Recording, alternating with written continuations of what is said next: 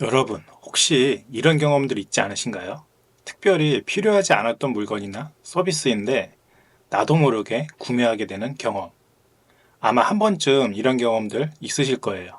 내 의지랑 상관없이 필요 없던 제품이나 서비스를 자연스럽게 구매하게 되는 마케팅에서 많이 사용되는 Put in the door라는 전략에 대해서 오늘 설명해 드리겠습니다. 보통 사람들은 작은 부탁을 들어주면 이후에 더 큰 부탁도 들어줄 확률이 높아지는 현상이 있습니다. 예를 들어 친구가 작은 부탁을 한 뒤 점점 큰 부탁을 하여도 들어주는 현상이죠. 아마 이런 생각하시는 분들이 있을 거예요. 나는 전혀 그렇지 않은데? 과연 그럴까요? 예를 들어 이런 걸 한번 설명해 볼게요. 우수한 영업 직원들, 즉 자동차 딜러들은 차를 팔기 위해서 약장수처럼 하지 않습니다. 그들이 어떻게 하죠?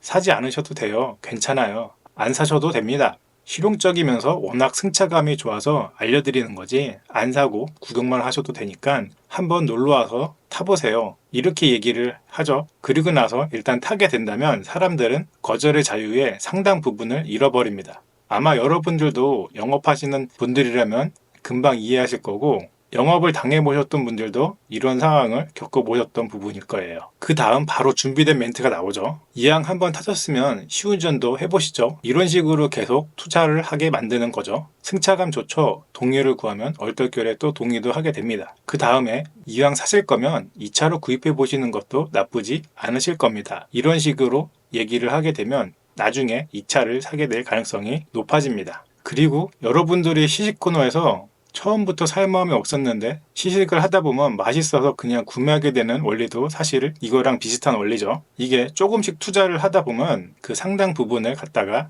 투자하고 나서 내가 이만큼 시간을 들이고 이만큼 노력을 쏟았으니까 내가 이 차에 대해서는 어느 정도 마음에 들어서 이런 행동을 하는 게 아닐까라고 생각하게 되고 그 일관성 원칙상 내가 이 차를 사야겠다라는 생각도 가질 수 있게 되는 겁니다.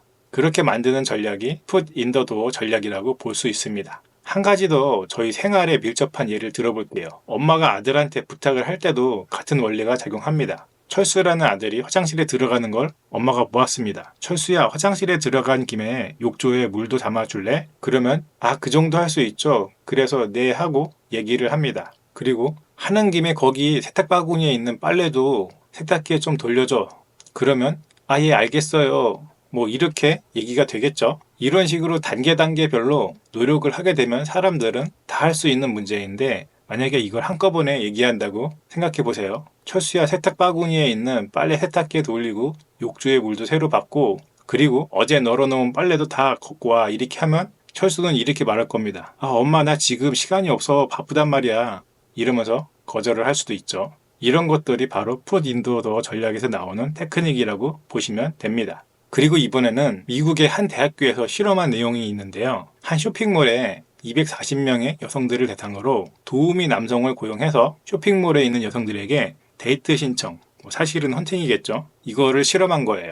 실험 도우미는 여성에게 다가가 이렇게 말했습니다. 안녕하세요. 귀찮게 하는 거라면 죄송하지만 혹시 지금 바쁘신가요?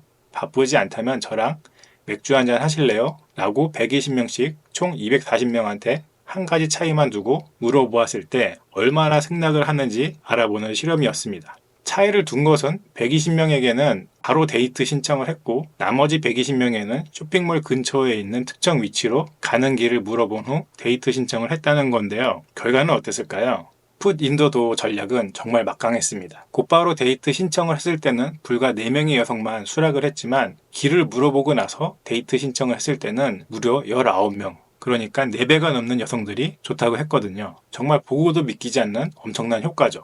왜 이런 결과가 나올까요? 풋 인더 도어 기술은 어떻게 이렇게 강력한 힘을 나타내는 걸까요? 여기에도 두 가지 심리적 효과가 들어있기 때문입니다. 첫 번째는 자기인식 효과입니다. 사람들은 첫 번째 부탁을 들어주면 무의식적으로 나는 남을 잘 도와주는 사람이야 라고 생각하게 됩니다.